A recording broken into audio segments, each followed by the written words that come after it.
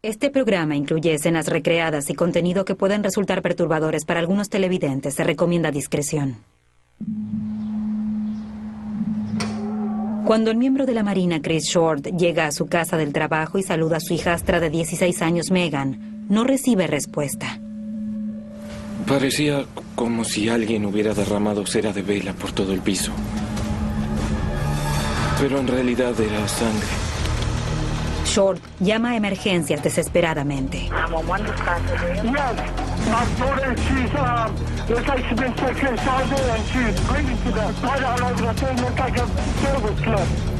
Parecía una muñeca de porcelana. Estaba tan blanca y todo a su alrededor era horrible. Los detectives pasarán meses buscando al asesino de la joven y lo encontrarán en el lugar menos pensado.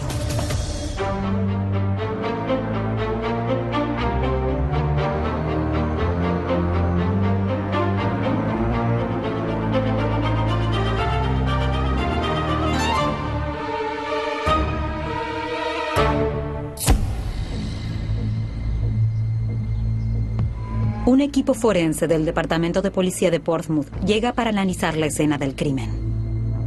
Pude observar que la víctima tenía la mitad del cuerpo en la sala de estar y la otra mitad estaba en la cocina. Tenía puestos una camisola y un sostén y también un par de calcetines, pero ninguna otra prenda. Tenía los brazos atados detrás de la espalda, cerca de los hombros. Tenía la boca y parte de la cabeza cubierta con cinta. Había una gran cantidad de sangre alrededor. Mucha sangre. Había manchas de sangre en la cocina, en el refrigerador y en la parte de la encimera. Se desangró en el piso, eso fue lo que sucedió. Vi una excesiva cantidad de sangre en la cocina. Nunca había visto tanta sangre en una escena. La escena delata el horror de los últimos momentos de Megan.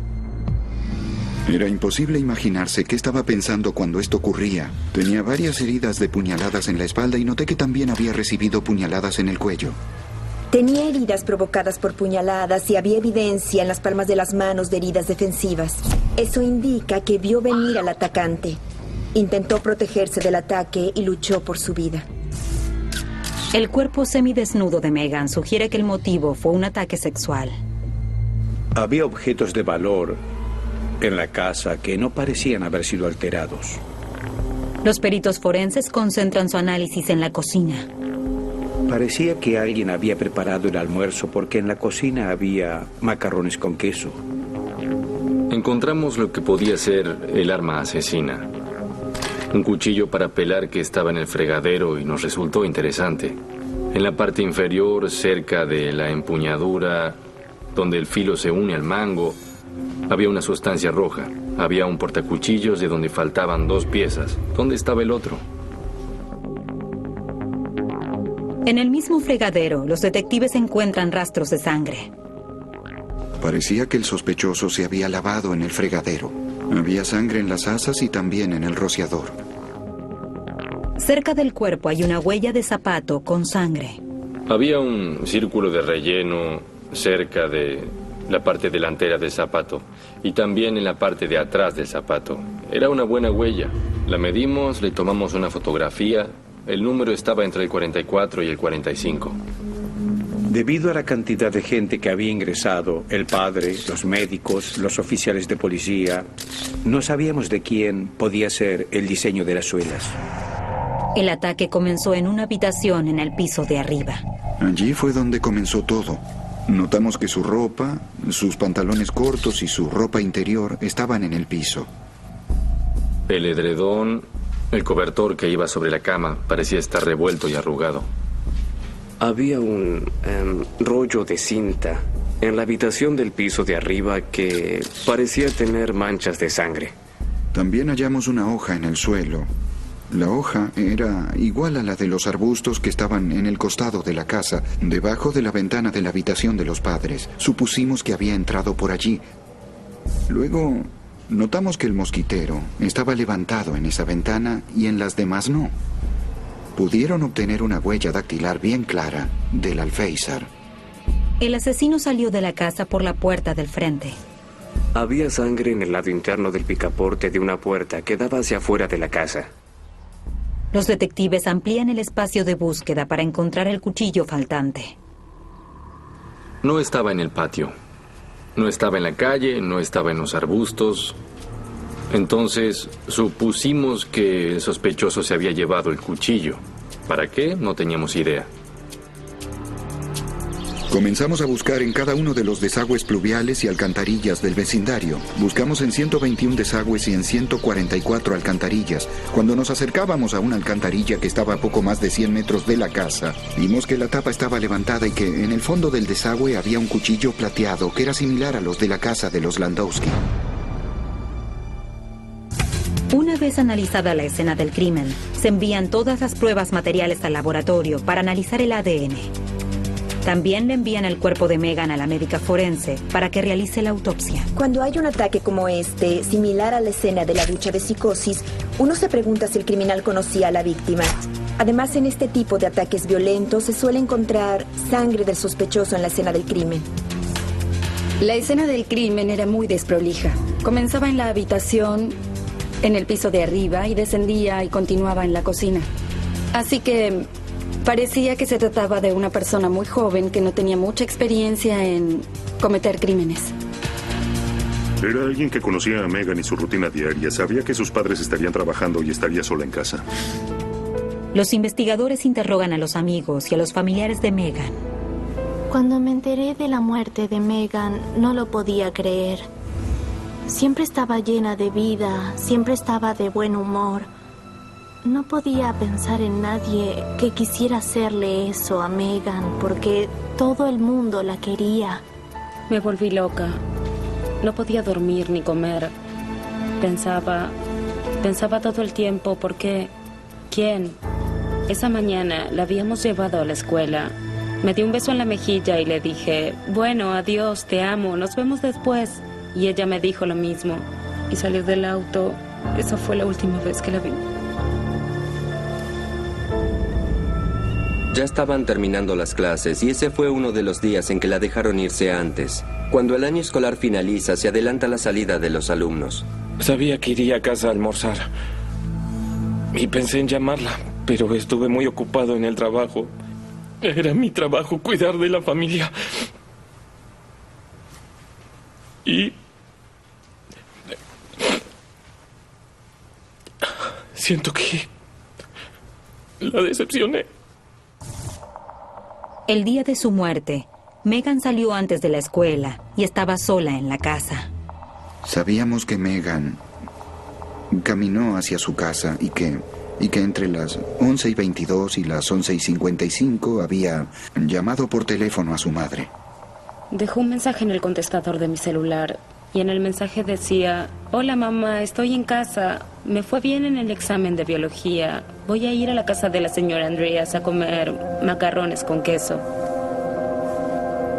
La vecina nos dijo que no hubo nada fuera de lo común ese día, que Megan solo pensaba en ir a comer macarrones con queso con ella, que se fue a preparar el almuerzo a su casa y que esa fue la última vez que la vio. Los investigadores analizan el caso. El cuerpo semidesnudo de Megan indica que fue atacada sexualmente y después asesinada. La violencia del ataque sugiere que Megan conocía al atacante. El asesino dejó una huella dactilar, una huella de zapato y rastros de sangre y de ADN en la escena del crimen. Estábamos ansiosos por tener un sospechoso. Y entonces, mientras el laboratorio analiza las pruebas materiales, el padrastro de Megan hace una acusación sorprendente. Dije que él la había matado. Lo primero que se me ocurrió fue que la había matado para protegerse. Short les cuenta a los detectives que justo un año antes, Megan acusó a uno de sus amigos de la Marina de comportamiento sexual indebido. Los investigadores se preguntan si silenciaron a Megan Landowski para evitar que testifique.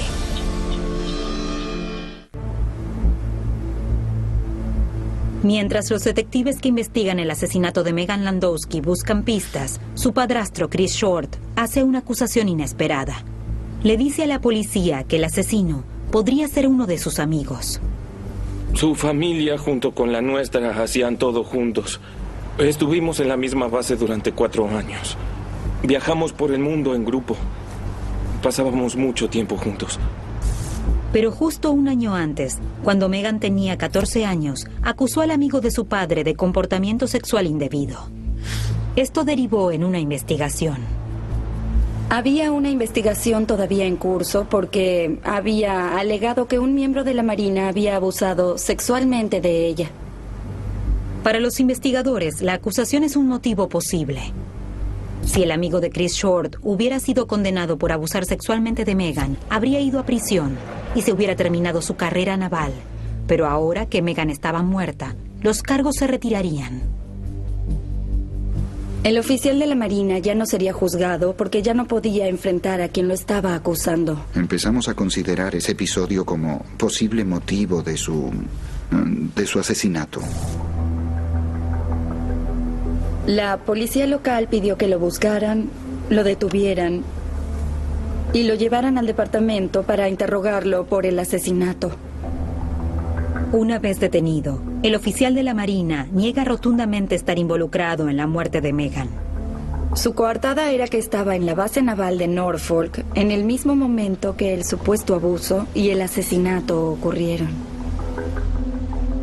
Los investigadores verifican su coartada mientras registran su casa y su computadora.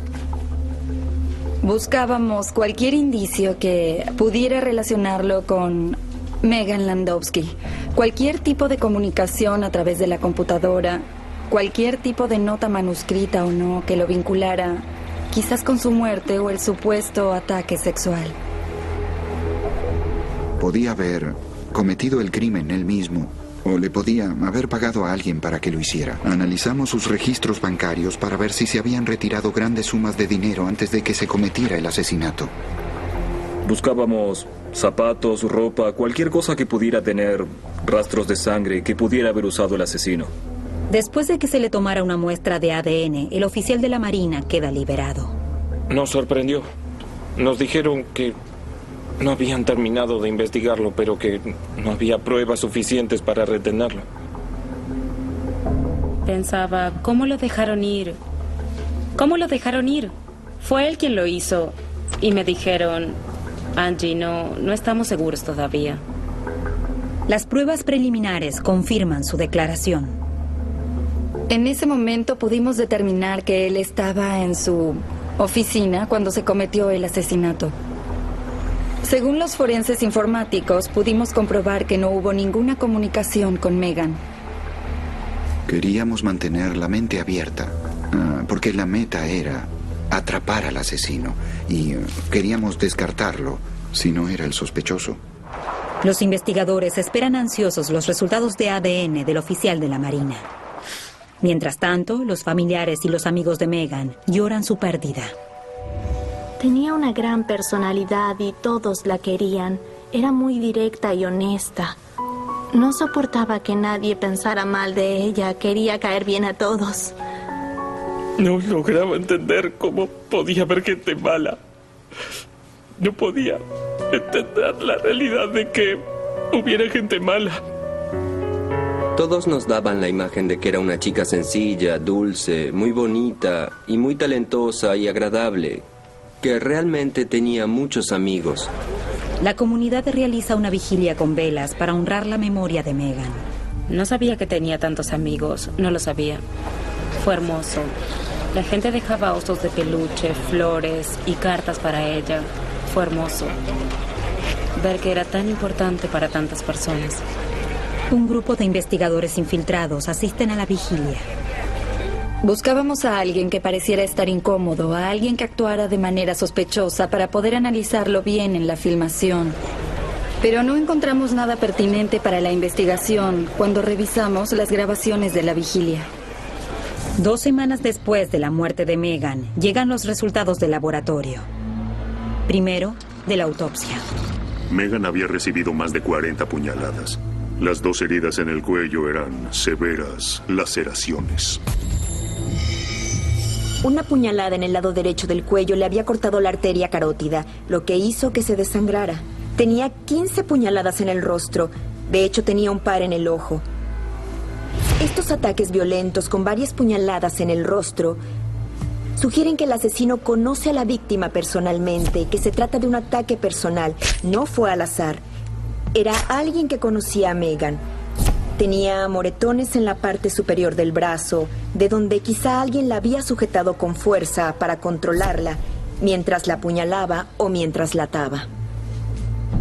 Le dieron 12 puñaladas post-mortem en la espalda, lo que significa que ya estaba muerta y el sujeto la seguía apuñalando. Eso indica mucha furia, mucho enojo.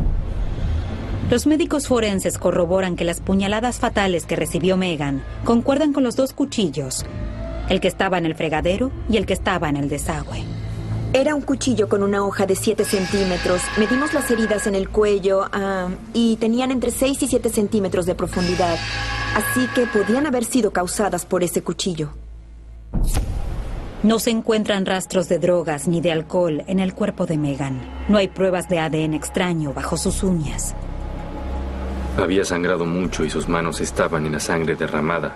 Así que cualquier ADN que hubiera estado ahí habría sido tapado por su propio ADN.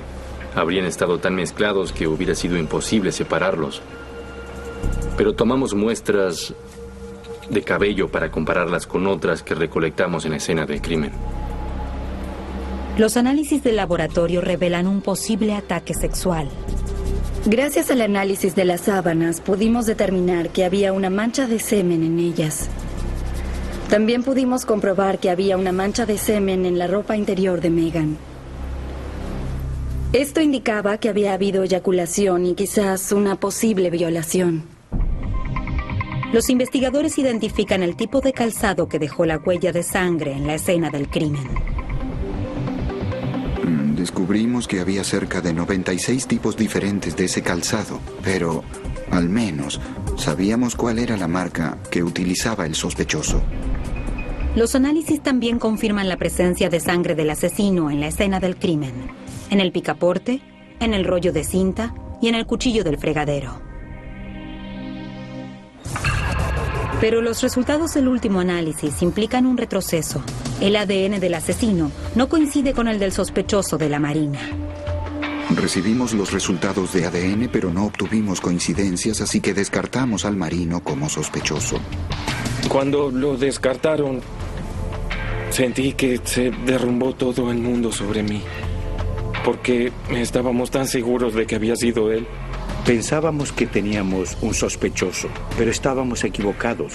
Así que a partir de ese momento en especial perdimos un poco de ímpetu. Queríamos una solución rápida y era evidente que eso no iba a suceder. Horrorizados porque el asesino de su hija está suelto, Chris y Angela deciden mudarse. Mi esposa me dijo que no podía vivir más aquí. Cada vez que entraba a una tienda, miraba a alguien y pensaba, ¿tú lo hiciste? ¿Tú lo hiciste? Me aterrorizaba saber que la persona que había matado a mi hija estaba libre. Entonces fui al trabajo y les pregunté si me podían transferir.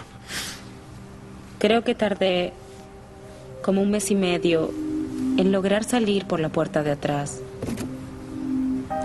Cuando uno pasa por una situación así, llega un punto en el que parece haber un muro alrededor que no puede atravesar. Cada día entraba y llegaba un poco más lejos, dentro de la casa, para empacar.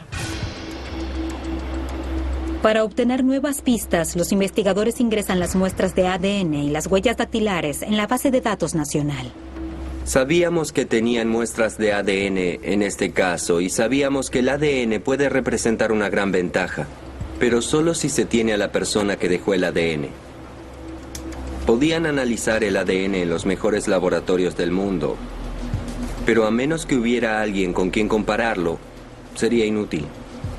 No hubo coincidencias. Y eso nos hacía pensar que era alguien que no había sido detenido anteriormente. De lo contrario, seguramente habría habido una muestra en la base de datos.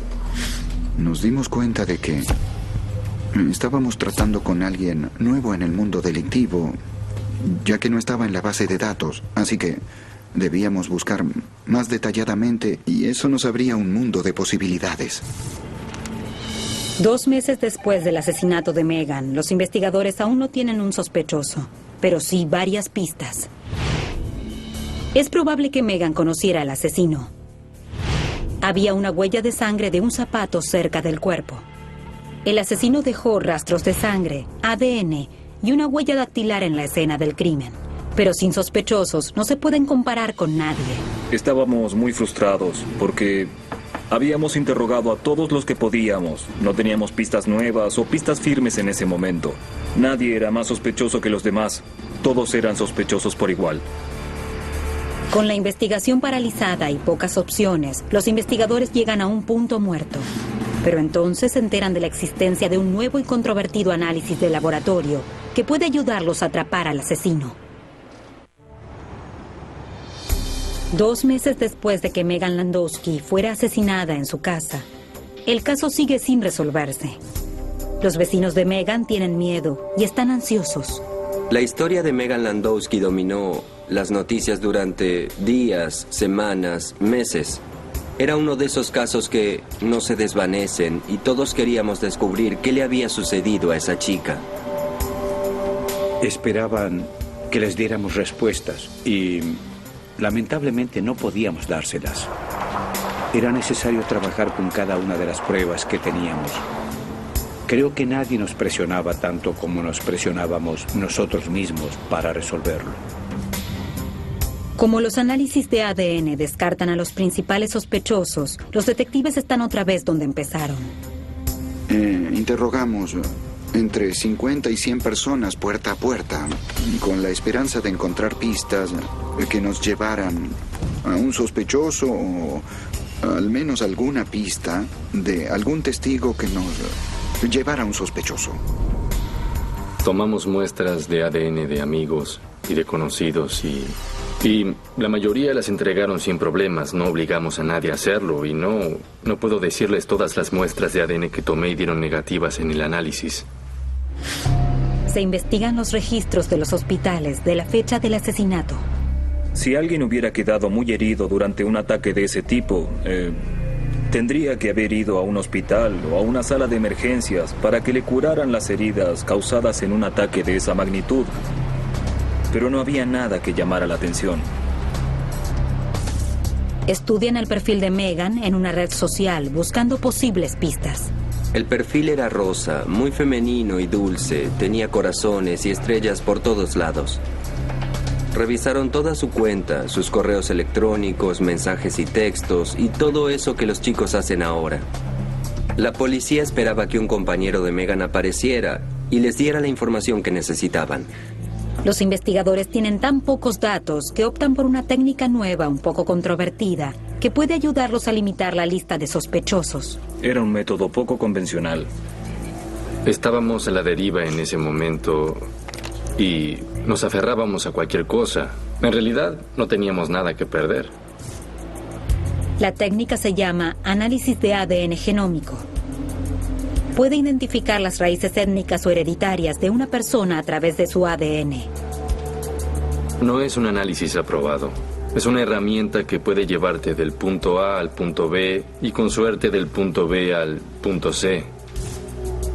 Pedí que realizaran una muestra de ADN del cerrojo de la puerta en el que habían detectado una mancha de sangre.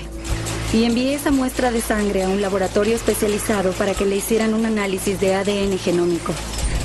El laboratorio nos podría dar información nueva del ADN. Buscábamos a un hombre blanco, a uno de origen africano o asiático. En ese momento nos podía dar al menos una idea de qué dirección tomar. El ADN de la muestra del picaporte concuerda con el de un hombre africano. Perfil biogeográfico.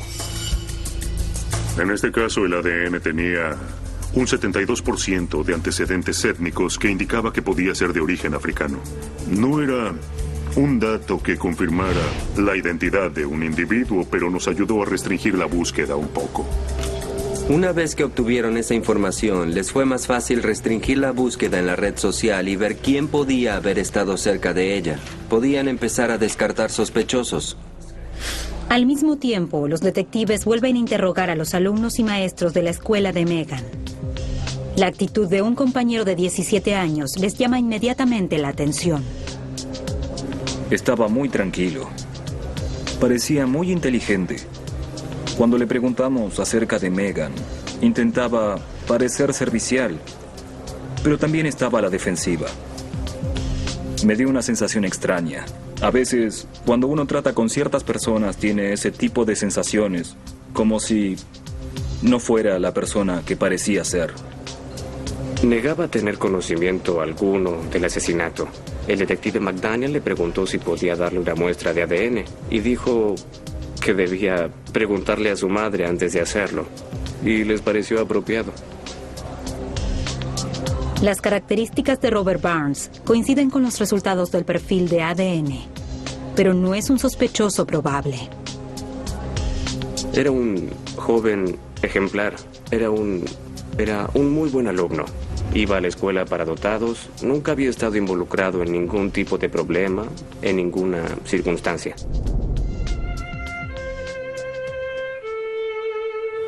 Robert Barnes era un violinista talentoso. Estaba muy dedicado a la música. Su vida giraba alrededor de la música. Él iba a ser un gran violinista. En el 2006, tanto Megan como Robert se inscriben en el programa especial de arte de la secundaria de Portsmouth. Ella baila y él está en la orquesta. Megan me contaba las cosas que hacían juntos en la escuela y también los comentarios graciosos que él hacía o cosas de ese estilo. Algunas personas dijeron que había algún tipo de coqueteo, cosas de jóvenes. Sabíamos que eran amigos, pero no sabíamos qué tan lejos llegaba esa amistad. A veces por la mañana dejaba ir su autobús y corría hasta mi casa, que quedaba a más de 1 kilómetro, y tomaba el autobús con Megan. Era muy amable. Buenos días, señora. Sabes, era muy amable, muy educado. Al día siguiente, Barnes llama a la policía. Quiere que lo descarten como sospechoso y está dispuesto a dar una muestra de ADN. Los detectives vuelven a la escuela. Él tenía goma de mascar en la boca y me preguntó si acaso me servía para tomar la muestra. Le dije que sí. Cuando estiré mi mano para que me la entregara, dejó un trozo de goma de mascar que todavía estaba envuelto. Y pensamos que quizás estaba tratando de jugar con nosotros, por su nivel de inteligencia. Tal vez esa era su manera de ver hasta dónde él podía llegar. No es lo habitual, no es lo que hacemos. Pero en este caso, si era algo que había masticado, servía igual que cualquier otra muestra bucal. Podíamos obtener su perfil de ADN de eso, así que la enviamos a procesar para comparar su ADN. 2 semanas después, llegan los resultados del ADN de la goma de mascar de Robert Barnes. No coincide con el del asesino. Y para sorpresa de la policía, tampoco lo hace con el ADN de Robert Barnes. Y así como por arte de magia, el análisis da como resultado el ADN de una mujer.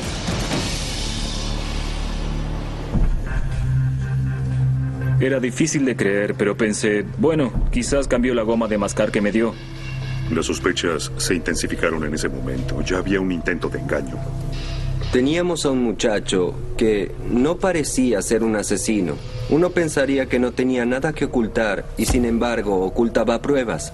Le dio pruebas falsas a la policía para confundirla y no le salió nada bien. Robert Barnes está haciéndole una broma a la policía o está jugando un juego mortal. El detective McDaniel fue en busca de este joven. Él les dio su consentimiento, se notificó a sus padres. Y ya en el comienzo del interrogatorio pensamos, esto es terrible. The second time he told me to do it, I started actually getting rough with it. So I'm just doing what he's telling me to, you know, I'm just kind of scared. We're both scared at the time. 6 meses después del asesinato de Megan Landowski, la policía tiene un nuevo sospechoso, un joven de 17 años llamado Robert Barnes, un ex compañero de Megan.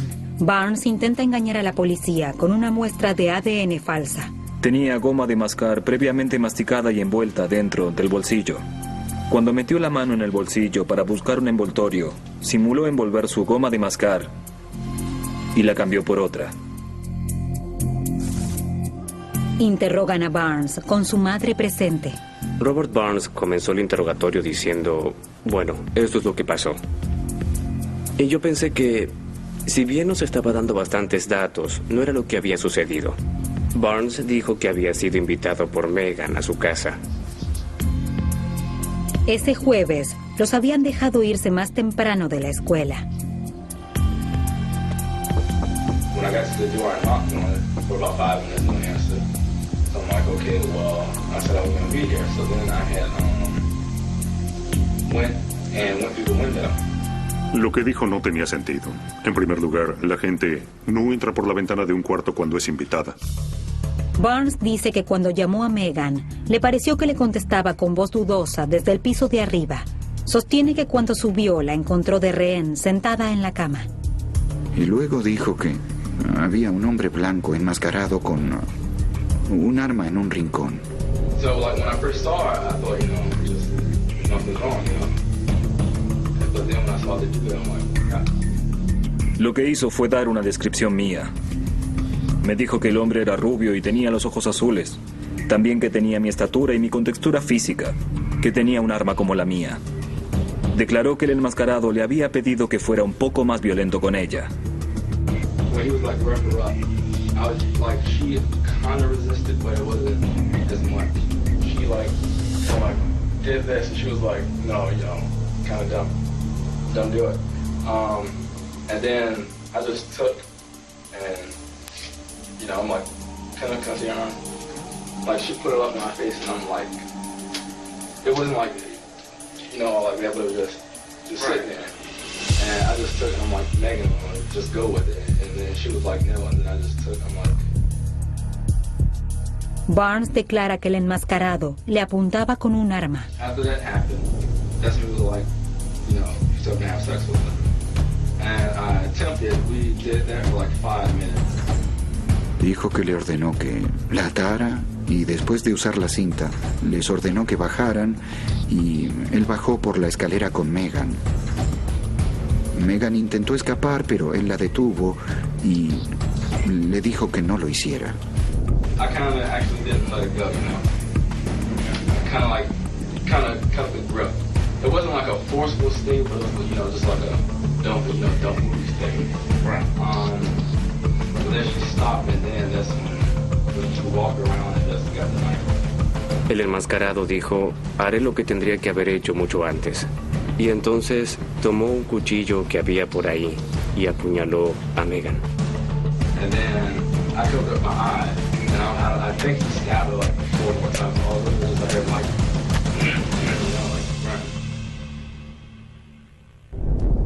Barnes le dice a los detectives que sabe que su ADN está en la escena del crimen, pero según él, es culpa del enmascarado. Well, I'm just standing there, I'm just in shock, and then he was like, that's when he said, give me your finger. And then that's when I gave him my finger, and all that, he cut it. Then he was like, tell anyone I'll kill you and your family. Barnes dice que antes de salir por la puerta del frente se limpió, lavó la sangre del cuchillo y lo puso en su bolsillo. No recuerda haber visto otro cuchillo en el fregadero de la cocina. My main focus was just on that. I can't remember if any other dishes or anything like that were in the sink. Entonces, el enmascarado le dijo que saliera corriendo a la calle, que arrojara el cuchillo en el desagüe, que fuera a su casa y no dijera nada. Durante un intenso interrogatorio, Barnes mantiene su historia, que no tenía opción, que debía hacer lo que el enmascarado le decía. How did you feel? I felt bad. I just witnessed a murder. And then I was like, at that point, Robert, you're watching somebody's life. I didn't know what to do. It was like I couldn't do anything. Leave it. You're watching somebody's life, leave it. Yeah, I could have done something, but I'm just still shook up about the whole situation. I just froze. Era la coartada o declaración más ridícula que yo había escuchado. No sentía remordimientos, es decir, nada, ni un poco. Cuando le mostramos las fotos y había algunas imágenes muy gráficas, simplemente las miró como si estuviera mirando un mapa. Ni pestañó, ni siquiera pestañó. Entonces nosotros hicimos lo que hacemos en otros interrogatorios. Tomamos una muestra de ADN. Creía que Robert había cometido el crimen, que lo había hecho todo solo, que podía darme los detalles porque él era el único que lo había hecho, que él era el que había planeado todo desde el comienzo. Arrestan a Robert Barnes y lo acusan del asesinato de Megan Landowski. Había una sensación de gran alivio. Parecía que habían atrapado al hombre correcto, pero había unas cuantas dudas. Era su amigo. Ella lo quería como un hermano.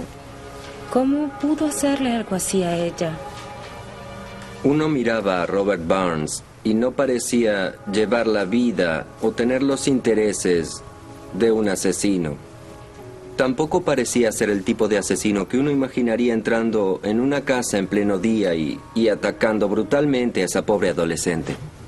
Recuerdo que la respuesta de la señora Short fue: Robert, él iba a la escuela con Megan. Nunca habría desconfiado.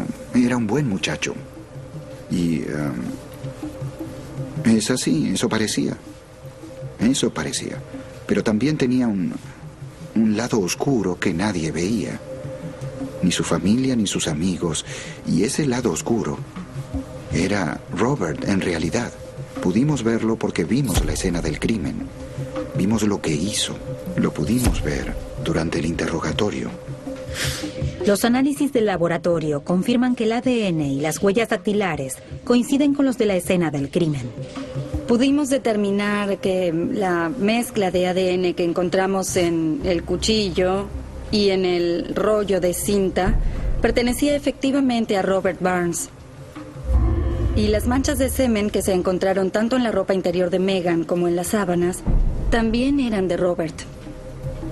Su ADN estaba casi en todos lados. Y la versión que dio sobre una tercera persona que lo obligaba a dejar su ADN por todas partes no concordaba con nada. No había indicios de otra persona, ni huellas dactilares, ni ADN, ni ninguna otra prueba de que no hubieran estado solos. Los investigadores revisan la casa de Robert Barnes en busca de nuevas pruebas y encuentran el mismo tipo de zapato que dejó la huella de sangre. Robert Barnes tenía varios pares en el guardarropa, pero lamentablemente no pudimos hacer coincidir el calzado recolectado en la casa de Robert Barnes con la huella que encontramos en la escena del crimen. Sin embargo, los detectives confirman que el tamaño de zapato de Barnes es 44, lo que coincide con el tamaño de la huella. También confiscan la computadora de Barnes para analizarla. Fuimos capaces de encontrar varias conversaciones del 12 de abril del 2008, 2 días después de la muerte de Megan, en las que Robert Barnes hablaba con una persona vía internet sobre qué hacer si te busca toda una ciudad, qué hacer si cometiste un grave delito peor que una violación, y qué hacer si violaste y mataste a una chica. Los investigadores están convencidos de que Barnes es el asesino. Lo acusaron de robo, agresión sexual agravada, intento de violación, secuestro y asesinato. Obviamente, decidimos que lo juzgaran como adulto. Pero como Barnes no tiene antecedentes y tiene buena reputación, es muy difícil que lo condenen. Robert Barnes, por su reputación, obtuvo mucho apoyo. Se realizó una campaña para pagar a su abogado y sabía que sería un problema presentar a un joven de 17 años como un monstruo capaz de matar a una joven de 16 años como él lo hizo. Había muchos desafíos por superar. Los fiscales tienen una preocupación. La historia de Barnes es extraña e inverosímil, pero el jurado le creerá.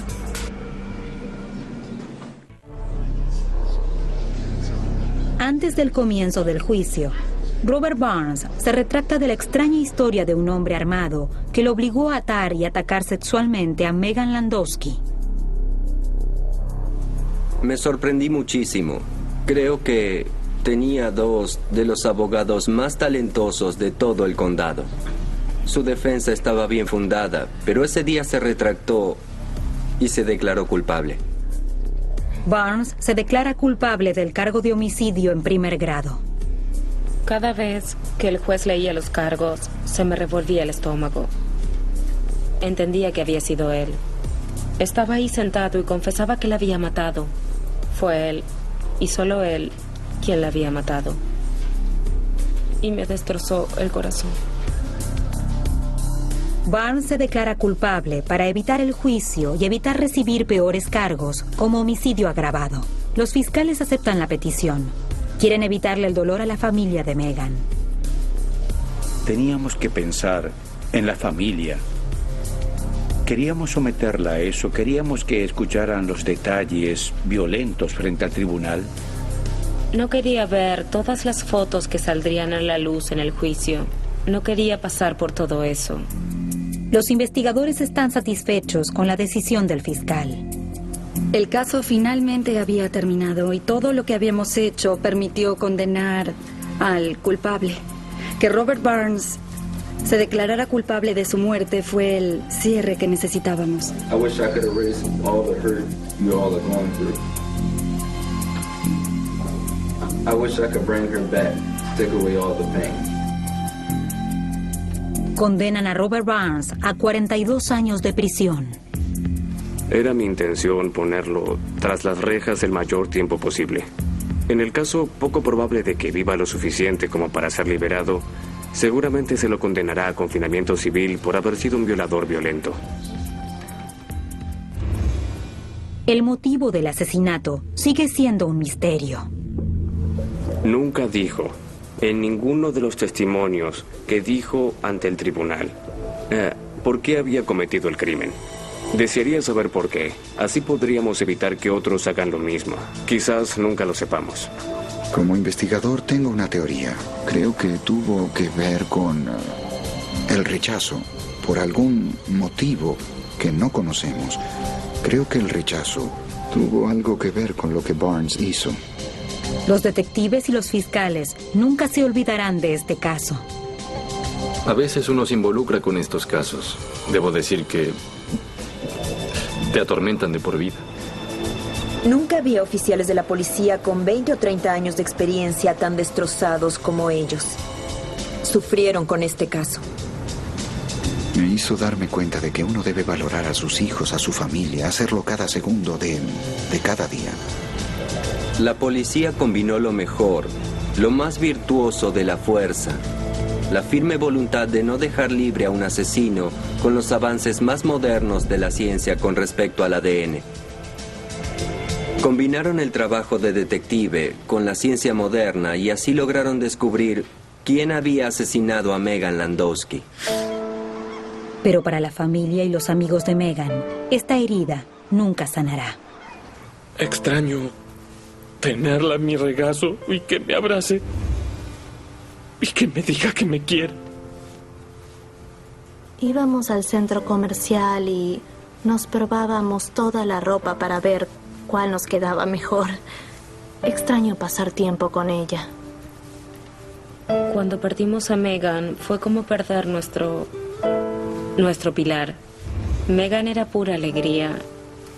Era realmente genuina.